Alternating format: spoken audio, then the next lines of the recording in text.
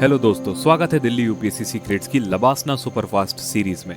इस सीरीज में मैं Yatharth UPSC CDS all India rank 9 आपके साथ डिस्कस करूंगा to the point current affairs June 2024 से लेकर मई 2025 तक। इससे आपके करंट अफेयर्स सेक्शन में मार्क्स काफी इंक्रीज हो जाएंगे।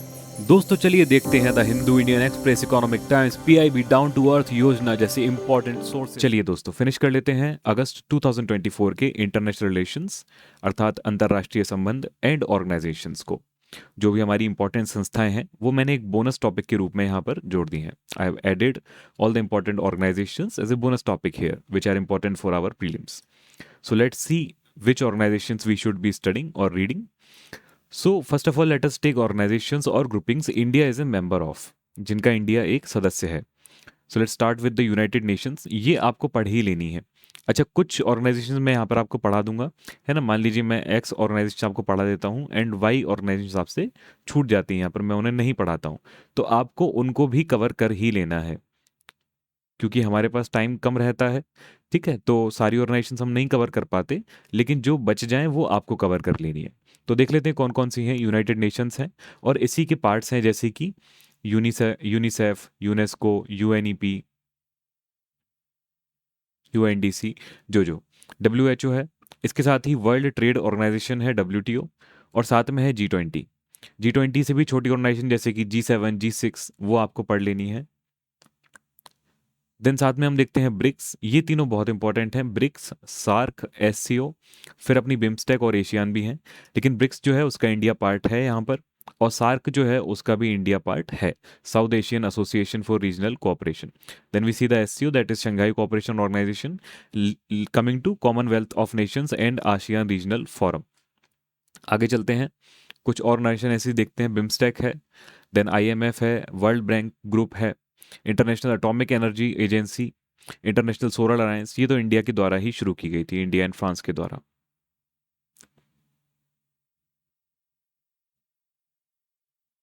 और देखते हैं India led initiative focusing on renewable energy, global partnership on artificial intelligence, GPAI. Quad है अपना, क्वाड बहुत इंपॉर्टेंट है, हालांकि ये इनफॉर्मल एक ग्रुप है ना। चाइना की वर्सेस इसको बनाया गया था, चाइना की साउथ चाइना सी में बढ़ती हुई हरकतों को लेकर इसको बनाया गया था, एक्टिविटीज को लेकर। So new development bank, NDB, Indian Ocean rim association, Asia Pacific economic cooperation, Interpol. Interpol से जुड़ा हुआ एक क्वेश्चन भी अभी रिसेंटली आया था कि इंटरपोल इंडिया में किसके साथ में कॉपरेट करती है। इंटरनेशनल मैरीटाइम ऑर्गेनाइजेशन, इसके बारे में तो हमने बहुत ही रिसेंटली पढ़ा था आईएमओ के बारे में, है ना। जब हमने पढ़ा था कि कुछ ट्रेंचेस जो यहाँ पर रिजेस थी उनको नाम दिया गया था Ashokan seamount, Chandragupta seamount and all, and Kalpataru seamount, 3 seamounts के बारे में हमने जब पढ़ा था। नेक्स्ट हम देखते हैं कि इंपॉर्टेंट ग्लोबल ऑर्गेनाइजेशन जिनका भाग इंडिया नहीं है, नॉट। सो एक हमारी नाटो है। नाटो अभी यूक्रेन रशिया वॉर के एक कह सकते हैं हम संदर्भ में, in reference to the Ukraine Russia war, it is in news. And recently which countries have joined NATO, they are Sweden and Finland. चलिए, सो ये military alliance led by the US as well as Europe. Next हम देखते हैं ASEAN. तो ASEAN में कौन कौन है, Indonesia, Malaysia, Philippines, Singapore and Thailand. इसमें इंडिया नहीं है। Brunei, Vietnam, Laos, Myanmar and Cambodia. एक यूरोपियन यूनियन हो गई हमारी, एक हो गई जी7। जी7 में कौन कौन है, US, UK, France, Germany, Canada, Italy और Japan. Then we see the Organisation of Islamic Cooperation, तो इसमें तो इंडिया है ही नहीं बिल्कुल भी। So India has been invited as a guest but not as a member. और देखते हैं हम, ओपेक है। So India engages with OPEC but it is not a member. चलिए, एक ये भी बहुत इंपॉर्टेंट है, फाइव आइस इंटेलिजेंस अलायंस। ये है यूकेस, यूके, कनाडा, ऑस्ट्रेलिया और न्यूजीलैंड। ये भी एक तरह से चाइना की वर्सेस ही है ना। ये इंटेलिजेंस अलायंस है एक तरह से। एक है OECD, that means Organisation for Economic Cooperation and Development. India is an observer in this. चलिए आगे चलते हैं। मोस्ट इंपॉर्टेंट कौन सी है इनमें से जो आपको पढ़नी ही पढ़नी है, उनको किसी भी तरह से स्किप नहीं करना है। तो यूएन हो गई, WTO, BRICS, SAARC, SCO, BIMSTEC, IMF, World Bank, ISA, Quad, New development bank, NDB, और North Atlantic Treaty Organisation, ASEAN और G7। ये आपकी सारी बहुत इंपॉर्टेंट है, ये पीडीएफ में आपको प्रोवाइड करूंगा, है ना। इसमें से भी काफ़ी सारा डेटा आप पढ़ पाएंगे या फिर जान पाएंगे। आगे चलते हैं, क्विक व्यू ले लेते हैं कुछ इंपॉर्टेंट ऑर्गेनाइजेशंस का। ये चीज़ सबसे इंपॉर्टेंट है, इसको आप ध्यान से देखें। इट्स इंपॉर्टेंट इज़ 5 स्टार, और ये कहीं से भी पूछा जा सकता है, तो बेसिक्स आप यहाँ से पढ़ लें। तो देखिए यूएन के बारे में पढ़ेंगे। यूएन की ट्रिक क्या ले लेते हैं, UN new UN 45, new UN 45। इसमें क्या पता चल रहा है अपने को कि यूनाइटेड नेशंस एस्टेब्लिश हुआ था 1945 में, है ना, वर्ल्ड वॉर 2 के एंड में। एंड इसके हेडक्वार्टर्स कहाँ पे हैं, न्यूयॉर्क। न्यूयॉर्क कहाँ पे है, अमेरिका में है। तो यहाँ पे क्या हो गया अपने पास में, यूएन हो गया। चलिए देख लीजिए एक छोटा सा मैप अगर अपन अमेरिका का बनाए इस तरह से, है ना, तो यहाँ पर अपने पास में यूएन अपन लिख लेते हैं कि यूएन कहाँ पे है अपना, नॉर्थ अमेरिका, न्यूयॉर्क में। चलिए और देखते हैं मेंबर्स कितनी कंट्रीज हैं, 193 कंट्रीज आर द मेंबर्स। तो लगभग दुनिया की सभी कंट्रीज यूनाइटेड नेशंस या संयुक्त राष्ट्र की मेंबर्स हैं। आगे चलें, इनके करंट सेक्रेटरी कौन है, current secretary general Antonio Guterres, ये पुर्तगाल से हैं, एक पॉलिटिशियन थे। पर्पस क्या है इसका, promote international peace, security and cooperation. अब इसके वेरियस एक तरह से ब्रांचेस हैं, जैसे इसका यूनिसेफ ले लीजिए आप, यूएनएससी ले लीजिए। सिक्योरिटी के लिए बात करें तो यूएनएससी हो गया अपना सिक्योरिटी काउंसिल, है ना। कोऑपरेशन हो गया कई तरह से, या पीस हो गई, है ना, पीस मिशंस भी चलते हैं कई सारे यूएन के। चलिए नेक्स्ट देखते हैं, डब्ल्यूटीओ। ये डब्ल्यूटीओ बहुत इंपॉर्टेंट है, ये इंडिया पर कई बार सवाल उठाता रहता है, खासकर इसकी शुगर केन सब्सिडीज को लेकर। शुगर केन सब्सिडीज को लेकर। चलिए डब्ल्यूटीओ का फाउंड किया गया था 1995 में, तो काफ़ी रिसेंट है। हेडक्वार्टर कहाँ पे है इसका, जेनेवा, स्विट्जरलैंड में। यहाँ पर घड़ियाँ भी बनती हैं, स्विस वॉचेस जिनको बोलते हैं, जेनेवा में बनती हैं। तो डब्ल्यूटीओ से आप क्या याद रख सकते हैं, वॉचेस। तो डब्ल्यू से वॉचेस, डब्ल्यू से डब्ल्यूटीओ, डब्ल्यू से वॉचेस और डब्ल्यू से डब्ल्यूटीओ। और इसका काम भी यही है भाई, चीज़ों को देखना, वॉच करना, ठीक है, कि ट्रेड प्रैक्टिसेस सही चल रही हैं या नहीं। तो आप यहाँ से क्या याद कर सकते हैं, जेनेवा या स्विट्जरलैंड, क्योंकि यहीं पे घड़ियाँ बनती हैं जेनेवा या स्विट्जरलैंड में, बहुत फेमस है। और कब एस्टेब्लिश हुआ था, 1995 में। चलिए नेक्स्ट देखते हैं, मेंबर्स इसके कितने हैं, 164 हैं, तो काफ़ी सारे कंट्रीज इसके मेंबर्स हैं। करंट डायरेक्टर जनरल कौन है, नोगिजो ओकोन्जो इवेल्डा, ये नाइजीरिया से हैं। पर्पस क्या है इसका, regulate international trade and resolve trade disputes. आगे चलें तो बात करें ब्रिक्स की। ब्रिक्स बहुत इंपॉर्टेंट है, फाउंड किया गया था 2009 में। ओरिजिनली इसको ब्रिक बोलते थे, और बाद में इसमें साउथ अफ्रीका को भी ज्वाइन करवाया गया 2010 में, तब से इसका नाम क्या हो गया, ब्रिक्स। इसको ब्रिक अपन ईंट की तरह याद कर सकते हैं, एज ए ब्रिक, बहुत स्ट्रांग है ये, है ना। मेंबर्स कौन है इसके, ब्राज़ील है, रशिया है, इंडिया है, चाइना है और साउथ अफ्रीका है। और आगे इसके मेंबर्स 11 हो जाएंगे, जिनमें कि ईरान और सऊदी अरेबिया भी जुड़ने वाले हैं। कौन कौन से मेंबर जुड़ने वाले हैं, ईरान और सऊदी अरेबिया। चलिए, तो इसके हेडक्वार्टर्स कहाँ पे हैं, इसके कोई हेडक्वार्टर्स नहीं है, रोटेशनल प्रेसिडेंसी है। और 2024 की जो प्रेसिडेंसी है वो किसके पास है, रशिया के पास में। 2023 में इसकी प्रेसिडेंसी इंडिया के पास थी, तो वो एक अच्छा टाइम था इंडिया के लिए ब्रिक्स को चेयर करने का। इसके न्यू मेंबर्स मैंने आपको पहले ही बता दिए हैं कौन कौन से हैं, Iran and Saudi Arabia. The new members are Iran and Saudi Arabia. So what is the purpose of BRICS, what is its outlook, its outlook is towards the economy, so economic cooperation among emerging economies. Now next we move on to the SAARC. BRICS को आप याद रखें, है ना।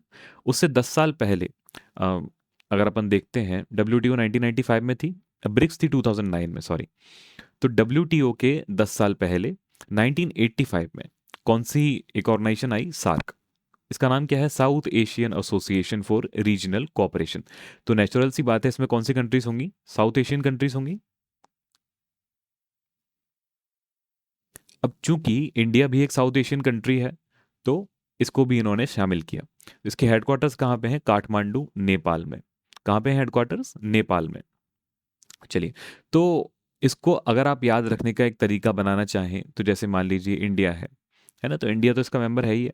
अब India के neighbour कौन हो गए, नेपाल है।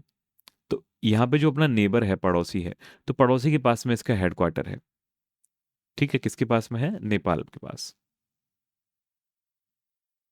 चलिए, मेंबर्स कौन है, 8 कंट्रीज हैं यहाँ पे, तो अफगानिस्तान है, बांग्लादेश है, भूटान है, इंडिया है, मालदीव्स है, नेपाल है, पाकिस्तान है और श्रीलंका है।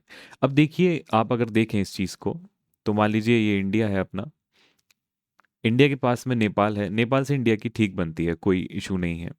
बगल में देखिए तो यहाँ पाकिस्तान है, इससे इंडिया की ठीक बहुत नहीं बनती है। उसके बगल में देखें हम, अफगानिस्तान है, अफगानिस्तान में तो तालिबान घुसा हुआ है, वहाँ पे तो कोई इकोनॉमिक इतना अच्छा चल नहीं रहा। दूसरा देखें मालदीव्स, मालदीव्स के साथ में इंडिया की बहुत अच्छी नहीं बनती है ना। इन यही एक्चुअली इंडिया को बॉयकॉट करते हैं, 9 डिग्री चैनल से सेपरेटेड है ये।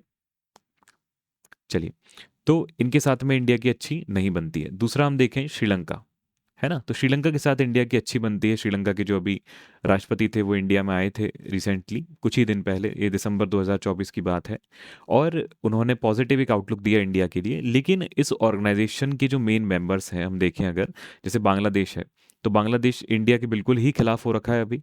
वहाँ पर जो शेख हसीना गवर्नमेंट थी वो इंडिया में आ चुकी है ना, और Yunus Khan government is very much against India and Hindus, तो वो वहाँ पर हिंदूज को परसिक्यूट भी कर रहे हैं।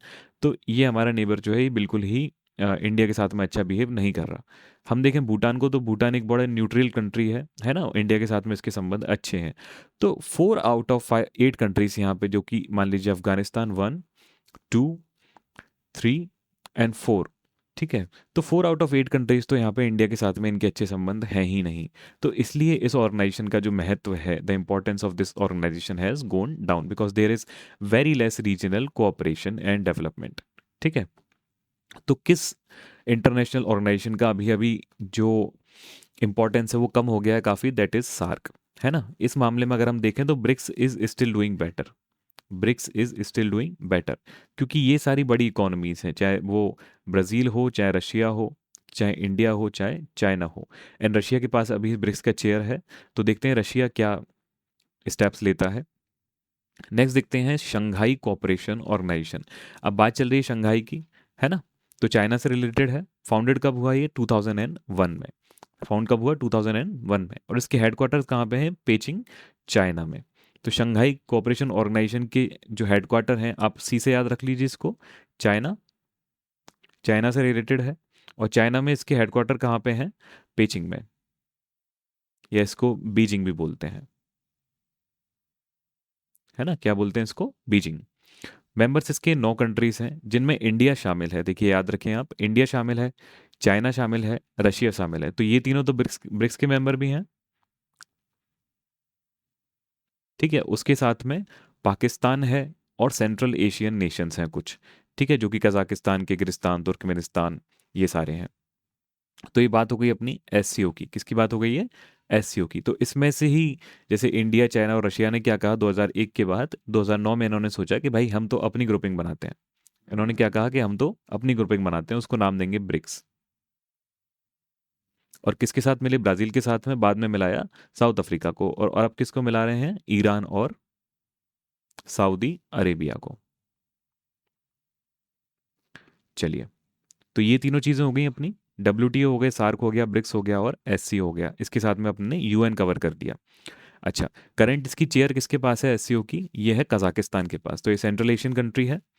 पर्पस क्या है इसका? Focus on political, economical and security issues. तो थोड़ा बड़ा एक इसका पर्पस है। जब पर्पस बड़ा हो जाता है तो ऑर्गेनाइजेशन कुछ काम की नहीं रहती। आगे चलते हैं, बिम्स्टेक की बात करते हैं, that is bay of Bengal. किससे जुड़ा हुआ है? बे ऑफ बंगाल से।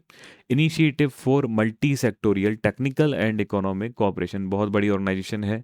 फाउंडेशन कब हुई इसकी? 1997 में, मतलब डब्ल्यूटीओ से 2 साल बाद में। हेडक्वार्टर कहाँ पे है इसके? ढाका, बांग्लादेश में। देखिए फिर से याद रख सकते हैं, जैसे अपन ने एससीओ का याद रखा था, एससीओ से याद रखा था चाइना और पेचिंग, यहाँ पे हम बिम्स्टेक से याद रख सकते हैं बांग्लादेश। ठीक है, तो इसके हेडक्वार्टर कहाँ पे हैं? ढाका, बांग्लादेश में। ये कंट्री बहुत ही जल्दी ध्वस्त होने वाली है, मेरे पर्सनल ओपिनियन के अनुसार तो, है ना। इसमें स्टेबिलिटी बिल्कुल भी नहीं है। जिस तरह से म्यांमार की हाल चल रहे हैं, उसी तरह से बांग्लादेश के भी हाल चल रहे हैं। अब म्यांमार को बहुत जल्दी ही चाइना जो है वो अपने कब्जे में ले लेगा, है ना, अपने पॉलिटिकल परव्यू में। मैं ये नहीं कह रहा हूँ कि उस पर जोग्राफिकली कब्जा कर लेगा, लेकिन पॉलिटिकल इकोनॉमिकल परव्यू में ले लेगा। इसी तरह बांग्लादेश जो है उसे भी शायद चाइना या म्यांमार अपने पॉलिटिकल और इकोनॉमिकल परव्यू में ले लें। इसकी मेंबर कौन कंट्री हैं? 7 कंट्रीज हैं, जो कि हैं बांग्लादेश, फिर भूटान, फिर India, Myanmar, Nepal, Sri Lanka and Thailand. अब देखिए फिर से हम देख रहे हैं कि बांग्लादेश तो अच्छा नहीं चल रहा है, म्यांमार अच्छा नहीं चल रहा है, नेपाल और भूटान बेचारे शांत बैठे रहते हैं, है ना, जैसे कि सार्क में हमने देखा था। श्रीलंका ठीक है और थाईलैंड भी ठीक है ना। तो यहाँ पे इसकी जो इम्पोर्टेंस है वो कम हो जाती है, किसकी, सार्क की और बिम्स्टेक की। अच्छा, इनमें अंतर देखिए कि यहाँ पे अफगानिस्तान और पाकिस्तान मेंबर नहीं है, अफगानिस्तान मेंबर नहीं है, पाकिस्तान मेंबर नहीं है, और मालदीव्स भी मेंबर नहीं है ना। तो ये तीन तो इसमें से हटा दिए, फिर भी ये जो बांग्लादेश और म्यांमार हैं ये यहाँ पर बदमाशी करते हैं। चलो नेक्स्ट देखते हैं। तो एक बार रिवीजन कर लेते हैं क्विक। बिम्स्टेक कब हुआ, 1997। एससीओ कब हुआ, 2001। सार्क 1985। ब्रिक्स 2009। और डब्ल्यूटीओ 1995। चलिए आगे चलते हैं। अब बात करते हैं आईएमएफ की। आईएमएफ से क्वेश्चन आ जाते हैं यूपीएससी में, है ना, तो इसको आप डिटेल में पढ़ लें। ये कहाँ पे है आईएमएफ जो है, आईएमएफ और उसके साथ में हमने क्या देखा था, यूएन के हेडक्वार्टर्स। किसके हेडक्वार्टर्स, यूएन के हेडक्वार्टर्स। ये कहाँ पे हैं, यूएसए में।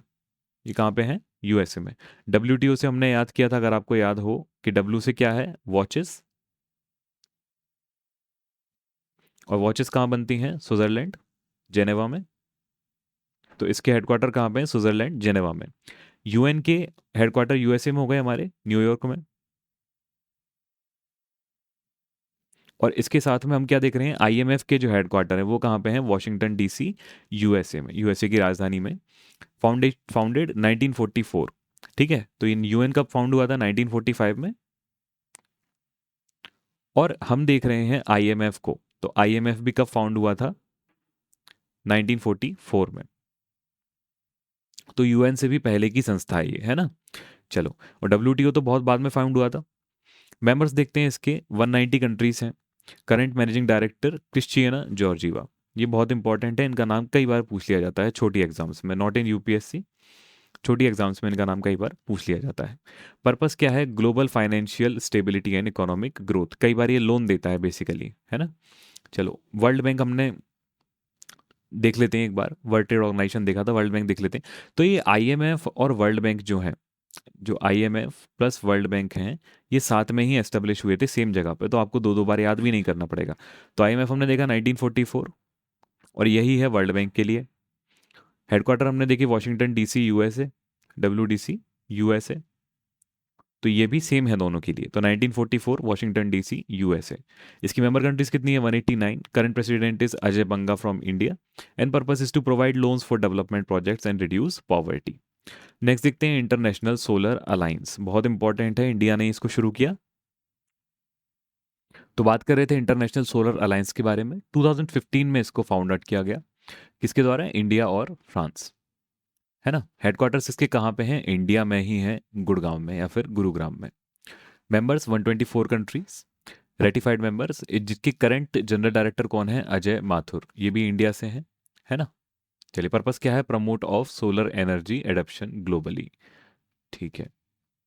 तो इंटरनेशनल सोलर अलायंस जो है वो क्या कहती है कि भाई, जिन कंट्रीज, जो कंट्रीज इक्वेटर के पास में है, जिन कंट्रीज में सोलर एनर्जी अच्छी आती है, जहाँ पे सोलर एनर्जी अच्छी आती है, वो कंट्रीज इस सोलर एनर्जी का यूज़ करें और सोलर पावर को इंक्रीज करें, सोलर पावर को इंक्रीज करें। इंडिया में सबसे अच्छी सोलर पावर कहाँ मिलती है हमें, राजस्थान और गुजरात में, क्योंकि यहाँ पर सोलर रेडिएशन की इंटेंसिटी अच्छी है और number of solar days in a year बहुत अच्छे हैं, है ना। तो ये दोनों चीज़ें बहुत अच्छी हैं, तो यहाँ पे पोटेंशियल बहुत अच्छा है हमारे पास में। लेकिन अभी इंस्टॉल्ड कैपेसिटी बहुत कम है, लगभग अपने पास में 142 गीगावाट का पोटेंशियल है, लेकिन जो इंस्टॉल कैपेसिटी है that is only around 16 gigawatts, है ना। तो ये बहुत कम है। हम इसको लगभग 2030 तक 30 गीगावाट के आसपास करने का प्लान अप कर रहे हैं। ठीक है, इसमें आप कुछ योजनाएं भी पढ़ सकते हैं, जैसे कि प्रधानमंत्री कुसुम योजना है, प्रधानमंत्री कुसुम योजना। यहाँ पे सोलर पंप्स दिए जाते हैं 3 से 7, 7.5 हॉर्स पावर के सब्सिडी के साथ में। दूसरा पीएम सूर्योदय योजना, पीएम सूर्योदय योजना, इसके बारे में भी आप पढ़ सकते हैं। चलो, तो ये बहुत इंपॉर्टेंट है, इंटरनेशनल सोलर अलायंस और सोलर पावर इंडिया के लिए बहुत इंपॉर्टेंट है। आगे चलते हैं, क्वाड पे फोकस करते हैं। Quadrilateral security dialogue founded in 2007। तो इसमें कौन कौन है मेंबर? तो जब ये शुरुआत में 2007 में बना था तो लगभग सिर्फ एक ही साल चल पाया 2008 तक, और फिर इसको रीनेगोशिएट किया गया लगभग 2017 में। उसके बाद से कंटिन्यूसली एग्जिस्ट कर रहा है। तो कौन कौन से इसके मेंबर्स हैं क्वाड में? मतलब क्वाड का मतलब होता है चार, और चार में इंडिया है ही है, इंडिया है ही है। ठीक है, तो अपने बचे तीन। तीन में चाइना नहीं है, चाइना नहीं है, क्योंकि इसके अगेंस्ट इसको बनाया गया है। तो तीन याद करना तो अपने लिए बहुत ईजी है। अब इंडिया के आसपास वाले तो दो होंगे, चाइना के आसपास वाले। एक तो कौन हो गया? जापान हो गया, जो बड़ी इकॉनमी है। दूसरा कौन सा हो गया? ऑस्ट्रेलिया हो गया। दूसरा कौन सा हो गया? ऑस्ट्रेलिया। तो तीसरा कौन सा बचा जो इसका लीडर है एक तरह से? वो कौन है? यूएसए, है ना। तो यूएसए, इंडिया, जापान और ऑस्ट्रेलिया। चलो, हेडक्वार्टर्स इसके कोई नहीं है, इनफॉर्मल ग्रुपिंग है ये। Purpose maintain A free, open and inclusive Indo Pacific, मतलब साउथ चाइना सी में अमेरिका, सॉरी, चाइना का कब्जा कम करने के लिए इसको डिजाइन किया गया है। नेक्स्ट आ जाते हैं न्यू डेवलपमेंट बैंक पर। कब इसको फाउंडेड किया गया? 2014 में। कब इसको फाउंडेड किया गया? 2014 में, बाय ब्रिक्स नेशन। किस नेशंस के द्वारा? ब्रिक्स नेशंस के द्वारा, है ना। तो भाई ब्रिक्स नेशन ने कहा कि हमारा काम आईएमएफ और वर्ल्ड बैंक से नहीं चल रहा है। हमारा काम आईएमएफ और वर्ल्ड बैंक से नहीं चल रहा है, क्योंकि इसमें कौन से मेंबर्स थे? चाइना और रशिया। चाइना और रशिया। और वर्ल्ड बैंक और आईएमएफ कहाँ के इंस्टीट्यूशंस हैं? यूएसए के। तो यूएसए, चाइना और रशिया आपस में इनकी नहीं बनती। नहीं बनती तो इन्होंने कहा कि हमें एक अलग से लैंडिंग मैकेनिज्म वाला बैंक बनाते हैं, तो इसका नाम रख दिया एनडीबी, न्यू डेवलपमेंट बैंक। ठीक है, इसके हेडक्वार्टर्स कहाँ पे हैं? शंघाई, चाइना में। अच्छा, शंघाई चाइना में आप देखेंगे तो हमें एक और ऑर्गेनाइजेशन याद आती है, एससीओ। एससीओ ये भी चाइना में है, लेकिन इसके हेडक्वार्टर्स कहाँ पे हैं? बीजिंग में। कहाँ पे हैं हेडक्वार्टर्स? बीजिंग में। तो चलिए, ये बात आप याद रखें कि एससीओ के हेडक्वार्टर तो पेचिंग में हो गए, और न्यू डेवलपमेंट बैंक के हेडक्वार्टर कहाँ पे हो गए? शंघाई, चाइना में। मेंबर्स कितने हैं इसके? 9 कंट्रीज हैं, ओरिजिनल ब्रिक्स के मेंबर्स और न्यू मेंबर्स। अच्छा, करंट प्रेसिडेंट कौन है इसके? डिल्मा रूसोफ, ये ब्राजील से हैं। पर्पस क्या है? Finance, infrastructure and sustainable development. कुल मिला के लोन देने का काम है, सीधे सीधे स्टेट ऑर्गेनाइजेशन है। चलो नेक्स्ट देखते हैं, नेटो। नेटो की स्थापना हुई थी 1949 में, after world war two. World war two के बाद देखिए कौन कौन से देख लिए हमने। 1944 में हो गई अपने आईएमएफ और वर्ल्ड बैंक की स्थापना। आईएमएफ और वर्ल्ड बैंक की स्थापना हो गई। एक हमने देख लिया यूएन की स्थापना उसी समय हम देख रहे हैं किसकी स्थापना? नेटो की स्थापना। ठीक है, तो नेटो के जो हेड क्वार्टर्स हैं वो कहाँ पे हैं? Brussels, Belgium. बीबी कहाँ पे? Brussels, Belgium. कैसे याद रखेंगे भाई? बीबी जो होती है वो क्या कहती है? जो बीवी होती है, वाइफ होती है, वो क्या कहती है? ना। क्या बोलती है? ना। तो ना तो कौन बोलता है? बीवी। तो ब्रुसेल्स, बेल्जियम। ठीक है, ये मेरी पर्सनल ट्रिक है, आप कुछ भी बना सकते हो, ये मैंने अभी बनाई है 2 मिनट पहले। ठीक है, आप 2 मिनट में कुछ और बना सकते हो। तो 1949। चलो, फिनलैंड और स्वीडन इसको रिसेंटली ज्वाइन कर चुके हैं। These two countries have recently joined NATO. And which of the countries after maintaining a long neutral stance joined NATO recently? So answer is Sweden. इन्होंने काफी दिन तक न्यूट्रल स्टांस के बाद में किसे ज्वाइन कर लिया? नेटो को ज्वाइन कर लिया। चलो आ जाओ। चलो, मेंबर्स कितने हैं? 31 कंट्रीज हैं, including the US, Canada and European Nations. Current secretary इनके ये हैं जेंस स्टॉलबर्ग, ये नॉर्वे के हैं। पर्पस क्या है? Collective defence and military cooperation, specially in the wake of the Russia Ukraine war. Next हम देख लेते हैं आशियान को। ASEAN was founded in 1967। ASEAN was founded in 1967, और इसके हेडक्वार्टर्स कहाँ पे हैं? जकार्ता, इंडोनेशिया में। इसकी 10 कंट्री हैं मेंबर। कौन कौन? Indonesia, Malaysia, Philippines, Singapore, Thailand, Brunei, Vietnam, Laos, Myanmar और कंबोडिया। तो देखते हैं इन कंट्रीज को जल्दी जल्दी। इंडोनेशिया देख लेते हैं, एक रफ वर्ल्ड मैप सा बना रहा हूँ यहाँ पे, है ना। मलेशिया जो है उसके साथ में मलेशिया, फिलीपींस ले लीजिए आप यहाँ पर। ठीक है, टापू जैसा नेशन है। इंडोनेशिया के भी 2 पार्ट मान लीजिए आप यहाँ पर, है ना। फिर कौन सा हो गया अपना? थाईलैंड हो गया। ठीक है, सिंगापुर हो गया यहाँ पे, ब्रुनेई है। ठीक है, वियतनाम हो गया यहाँ पे आप मान लीजिए, है ना। लाओस है, कंबोडिया हो गया इस साइड, म्यांमार हो गया यहाँ पे, है ना। तो ये वाली जो कंट्रीज हैं अपनी, ये इसकी मेंबर हैं। जो इंडिया वाली इंडिया कंट्री है ना, इंडियन सब कॉन्टिनेंट है, या बांग्लादेश है, या पाकिस्तान है, अफगानिस्तान है, श्रीलंका है, नेपाल है, भूटान है, अब और अपना ये ताजिकिस्तान है, किर्गिस्तान है, चाइना है, ये इसकी पार्ट्स नहीं है। ठीक है, it is very much reduce to only South Asian nation, South Asian countries. तो यहाँ पे हम हेडक्वार्टर कहाँ देख पाएंगे इसका? इंडोनेशिया में। कहाँ देख पाएंगे? इंडोनेशिया में। ठीक है, चलो आ जाओ। तो लाओस, वियतनाम, कंबोडिया, ये सब इसके मेंबर हैं। ये पूरा टापू हो गया, एक म्यांमार है इसका मेंबर, थाईलैंड मिल गया यहाँ पे आपको, सिंगापुर आ गया। इसके साथ में इंडोनेशिया, मलेशिया, फिलीपींस और ब्रुनेई आ गए। ठीक है, इसका करंट सेक्रेटरी कौन है? काओ किम हॉर्न। और पर्पस क्या है? Regional cooperation. वही सिंपल एक ऑर्गेनाइजेशन है, इसका कुछ खास मतलब नहीं है ना, ये बहुत बड़ी ऑर्गेनाइजेशन नहीं है। चलो G7 आ जाते हैं, ग्रुप ऑफ द सेवन, 1975।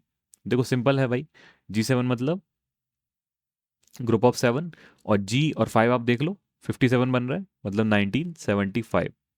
1975 इसी को उल्टा कर दो, क्या बन जाएगा? G7। है ना, मेंबर्स कितने इसके साथ हैं? ये तो लिख ही रहा है साफ साफ। 7 मेजर इकोनॉमीज कौन कौन सी हैं? US, UK, France, Germany, Italy, Japan और कनाडा। ठीक है, हेडक्वार्टर इसके कहीं नहीं पे है।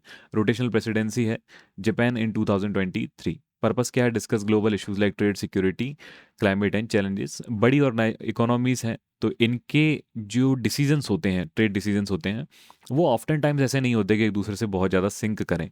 इसलिए कई बार ये किसी डिसीजन पे क्लियर कट नहीं पहुंच पाते। चलो अब न्यूज़ पे आ जाते हैं अपने, तो इनको अपन जल्दी जल्दी फिनिश कर लेंगे। So IPEF supply chain council, so India has been elected as the vice chair of the supply chain council under Indo Pacific economic framework. इसका वाइस चेयर किसको बना दिया गया है? इंडिया को। चलो, so IPF supply chain bodies and appointments, ये याद रखें आप। सप्लाई चेन काउंसिल, इसका फोकस क्या है? Strengthen supply chain. चेयर कौन है इसकी? USA, वाइस चेयर इंडिया है। तो ये सप्लाई चेन जो काउंसिल है, इसी की चेयर जो है, मतलब चेयरमैन जो है वो तो USA है, और वाइस चेयरमैन कौन है? इंडिया। है ना, Indo Pacific Indo Pacific economic framework की सप्लाई चेन का वाइस प्रेसिडेंट कौन है? इंडिया। कैसे याद रखेंगे? इंडो पैसिफिक, इसकी कौन सी chain? Supply chain. Supply chain का वाइस प्रेसिडेंट कौन है? इंडिया। है ना, चलो इंडो पैसिफिक में ये कंट्रीज आ गई सारी, इसको पूरा कर देते हैं हम मैप को अच्छे से।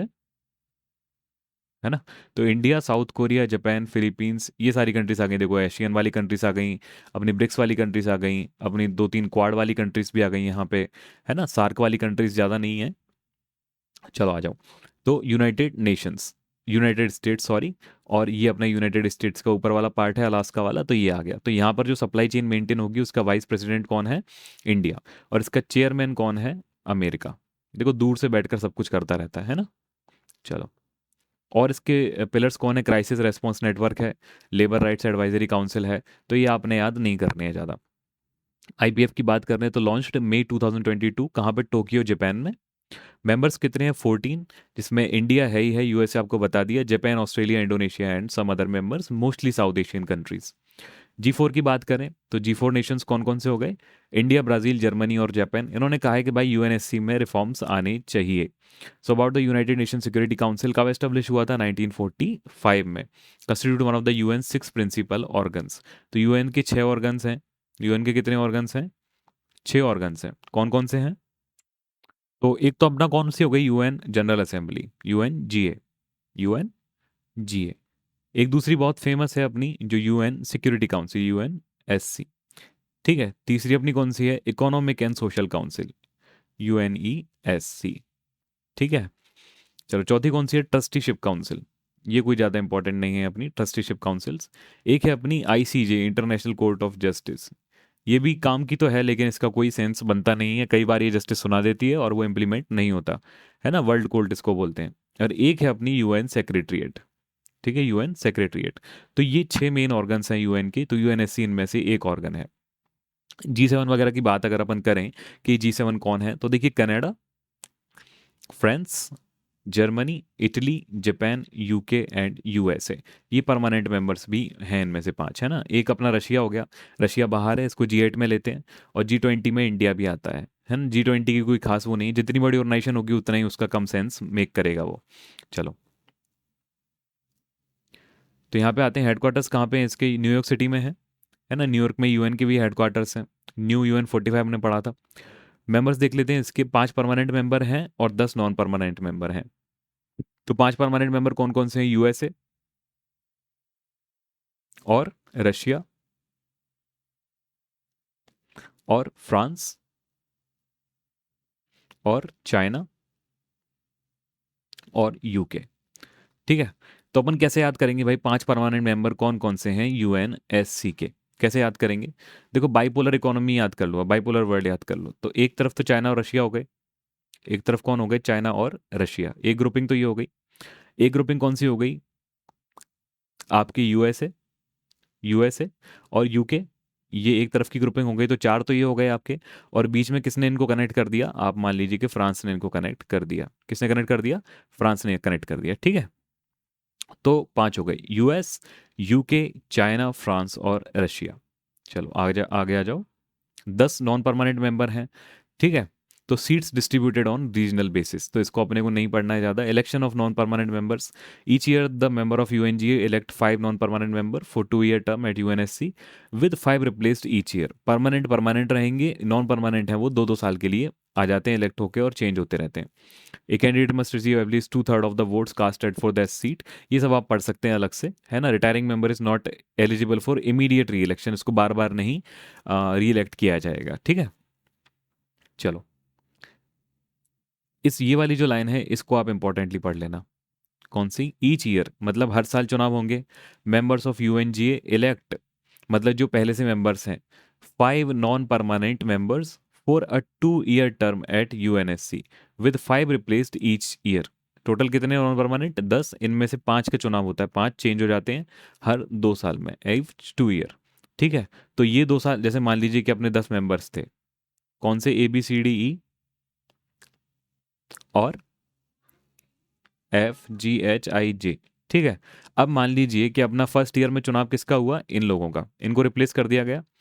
अब नेक्स्ट ईयर में किसका होगा, इनका, और फिर इनके रिप्लेसमेंट यहाँ पे आ जाएंगे और इनका रिप्लेसमेंट अगले साल यहाँ आ जाएगा। तो इस तरह ये चलते रहेंगे सेट बना के, है ना। ये दोनों सेट बना के चलते रहेंगे। चलिए नेक्स्ट देखते हैं।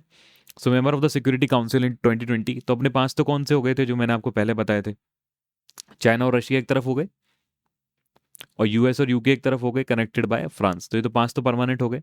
इनके साथ में देखिए, एक सेट ये हो गया इधर और एक सेट ये हो गया इधर, है ना। तो इसमें रिफॉर्म्स क्या मांगे जा रहे हैं कि भाई ये परमानेंट वाले जो हैं इनको चेंज करो आप, ठीक है, इनकी जगह किसी और को लेके आओ। So decision of the security council are binding, majority क्या है, it must only passed by majority of 9 out of the 15 members.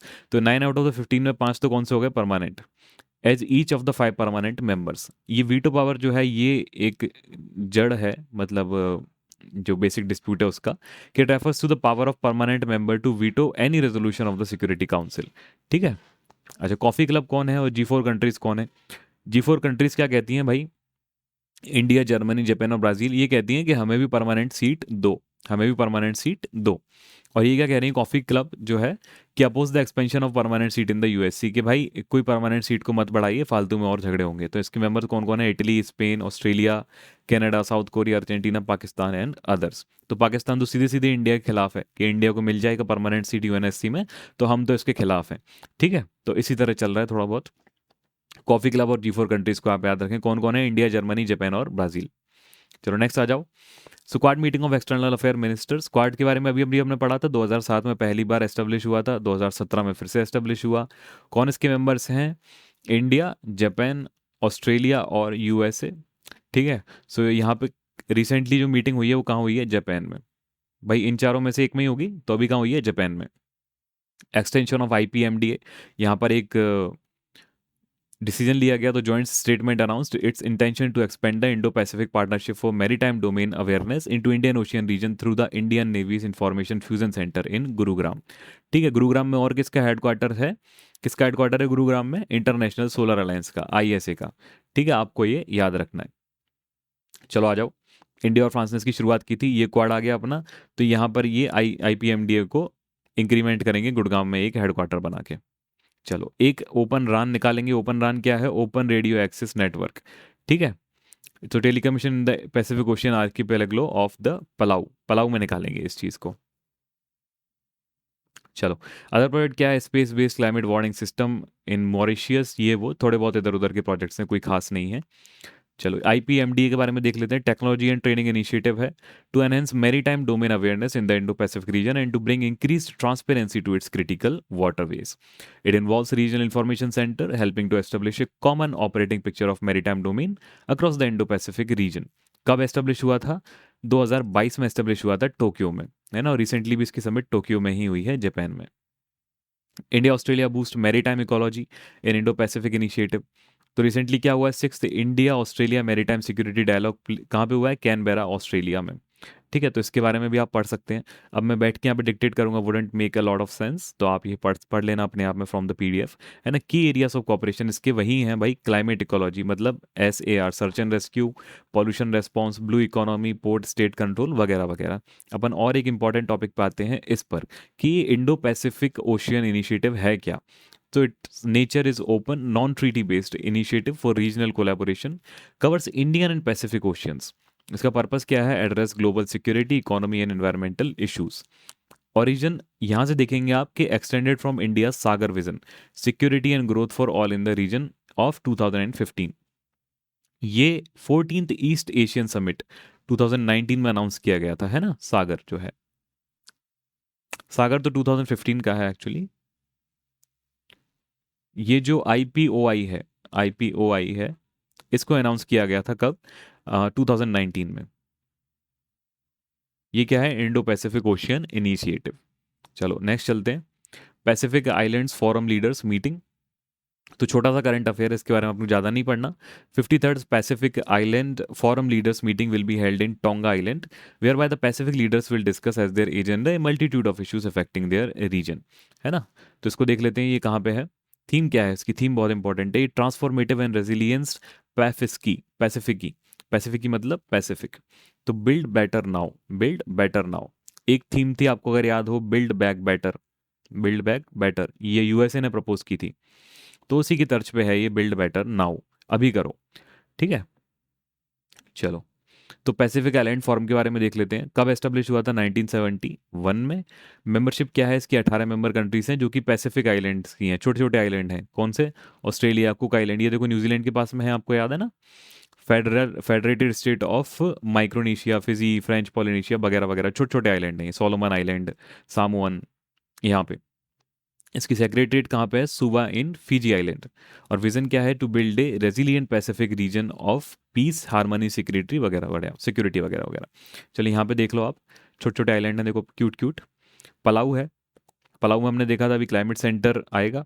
Papua New Guinea, Solomon island, Nauru, Marshall island, Kiribati, French Polynesia, Cook island, New Zealand है, Fiji, Tuvalu, Samoa, Tonga, ये Vanuatu, new Caledonia, ये सब छोटे छोटे island हैं। ये Pacific island forum का भाग है। चलिए लास्ट आज देख लेते हैं। India to host third voice of global south summit. ठीक है, इंडिया क्या होस्ट करेगा? Third voice of the global south summit.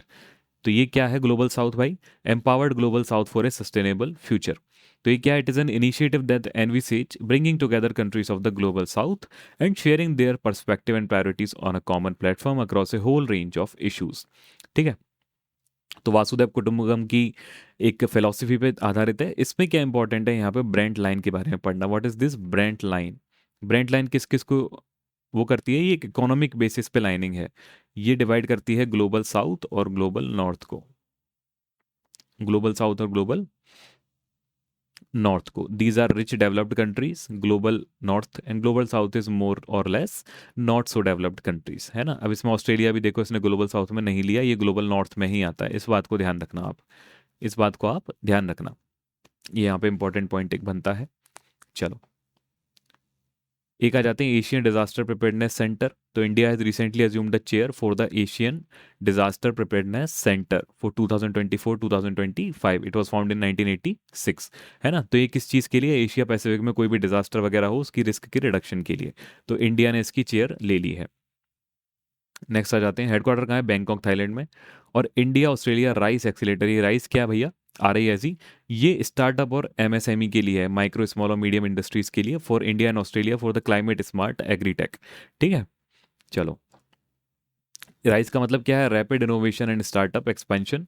ठीक है, तो लॉन्च कब हुआ था इसका? 2023 में, with the first round focusing on circular economy opportunities to support startups and MSME in validating, adapting and piloting their technologies for new markets. तो आगे आ जाओ। राइज एक्सीलरेटर क्या है? बाइलेटर प्रोग्राम है, लेड बाय क्रिस्को, Australia National Science Agency and the Atal Innovation Mission, NITI Aayog. Aim क्या है? To enable startups with mature tech based innovations to fast track their cross border social economic and environmental impact through cross border innovative ecosystem. तो India और Australia अपने अपनी economies को connect करेंगे, specially in view of the startups. उनको technologies provide करवाएंगे कि भाई ऐसी चीज़ें बनाओ जो हमारी भी काम आ सकें, हम ऐसी चीज़ें बनाते हैं जो आपके काम आ सकें, और एक दूसरी कंट्री साथ में ग्रो करें। ठीक है, चलो। So this was the lecture for today, I hope you enjoyed it. अगर आपका कोई भी कमेंट या फीडबैक है, आप मुझसे कनेक्ट कर सकते हैं via Delhi UPSC secret app. ये पीडीएफ जो है वो आपको Telegram channel as well as जो एप्लीकेशन है उसमें मिल जाएगी, है ना। बाकी आपका कोई भी डाउट हो आप मुझसे पर्सनली भी कनेक्ट कर सकते हैं। Thank you very much and I will see you in the next lecture. Have a great day ahead. दोस्तों, अगर आप भी चाहते हैं कि करंट अफेयर पोर्शन से आपका एक भी क्वेश्चन गलत ना हो, तो आप हमारी Google play store app Delhi secret से परचेज कर सकते हैं हमारा LBSNAA express current affair batch सिर्फ ₹499 में। इस बैच की वैलिडिटी हमने 2 साल रखी है, ताकि आप यूपीएससी के अलावा भी और कई एग्जाम्स और स्टेट पीएससी एग्जाम्स को टारगेट कर सकें। इस बैच का परचेज लिंक आपको नीचे डिस्क्रिप्शन में मिल जाएगा। दिल्ली यूपीएससी सीक्रेट्स प्लेटफॉर्म पर आप फ्रीली इंटरेक्ट और कनेक्ट कर सकते हैं कई टॉपर्स से, जैसे कि आईएएस विशाल नरवाड़े सर, जो कि 6 प्रीलिम्स, मेंस और इंटरव्यूज क्लियर कर चुके हैं and has been selected previously as IAS, IPS and IRS. Delhi UPSC secrets in recent few years कई सारे टॉपर्स दे चुका है और आप अगले हो सकते हैं।